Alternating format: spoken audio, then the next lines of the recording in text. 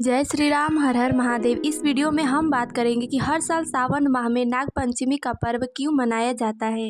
नाग पंचमी के दिन नागों की विशेष प्रकार से पूजा क्यों की जाती है, क्या कारण है, क्या कथा है इस पर्व के पीछे। आज इस वीडियो में हम सभी बातों को स्पष्ट रूप से जानेंगे, समझेंगे। तो आप लोग वीडियो में अंत तक बने रहिएगा, जिससे आप सभी के मन में चल रहे नाग पंचमी को लेकर सभी प्रश्नों का उत्तर मिल सके।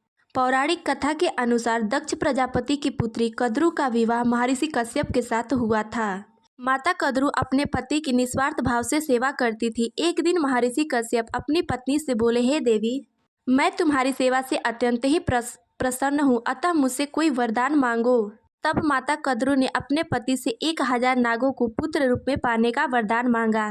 महर्षि कश्यप ने अपनी पत्नी को यह वरदान अत्यंत ही हर्ष के साथ दिया। परिणाम स्वरूप माता कद्रू 1000 नागों की माता बनी। तब से ही उन्हें नाग माता कद्रू के नाम से जाना जाने लगा है। भविष्य पुराण में यह वर्णन मिलता है कि जब समुद्र मंथन हो रहा था, तब उसमें से अत्यंत ही बहुमूल्य वस्तुओं के साथ एक घोड़ा भी प्राप्त हुआ था, जिसका नाम उच्चैश्रवा था। वह सफेद रंग का था। घोड़े को देखकर नाग माता कद्रू ने अपनी सौतन विनीता से कहा, जो कि नाग माता कद्रू की सगी बहन थी, और दोनों बहनों का विवाह महर्षि कश्यप के साथ ही हुआ था।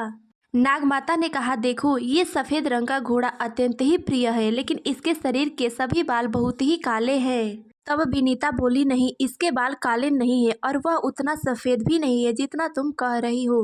तब नाग माता कद्रू ने कहा कि अगर मैंने इस घोड़े के शरीर के बाल काले दिखा दिए तो तुम मेरी दासी बनोगी, लेकिन यदि ऐसा नहीं हुआ तो मैं तुम्हारी दासी बनूंगी। विनीता ने नाग माता कद्रू की यह शर्त स्वीकार कर ली।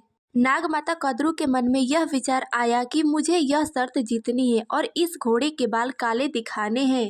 फिर वह अपने सभी नागपुत्रों को बुलाती है और सभी बातें सुनाती है और कहती है, हे पुत्रों, तुम सब छोटे छोटे रूप में होकर इस घोड़े के शरीर के बालों में चिपक जाओ, जिससे इसके बाल काले दिखने लग जाए। लेकिन उन पुत्रों ने अपनी माता की बात नहीं मानी और कहा, हे माता, हम लोग आपका इस तरह अधर्म में साथ नहीं दे सकते, आप हमें क्षमा करिए।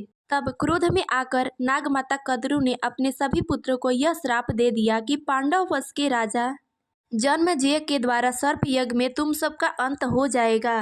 श्राप सुनकर सभी पुत्र डर गए। सभी मिलकर ब्रह्मा जी के पास गए और इस श्राप से मुक्ति का उपाय पूछा। तब ब्रह्मा जी ने वासुकी नाग से बोले, तुम सब चिंता मत करो, कुछ समय बाद यायावर वंश में एक तपस्वी ब्राह्मण जरत्कारु का जन्म होगा। उनसे तुम अपनी बहन का विवाह करा देना। उनसे जो संतान उत्पन्न होगी वह पुत्र होगा, जिसका नाम आस्तिक होगा। वही पुत्र राजा जन्मेजय द्वारा किए जाने वाले सर्प यज्ञ को रोकेगा और तभी सभी नागों की रक्षा हो जाएगी। समय आने पर मुनि आस्तिक ने राजा जन्मेजय द्वारा किए जाने वाले सर्प यज्ञ को रोक सभी सर्पों की रक्षा की थी।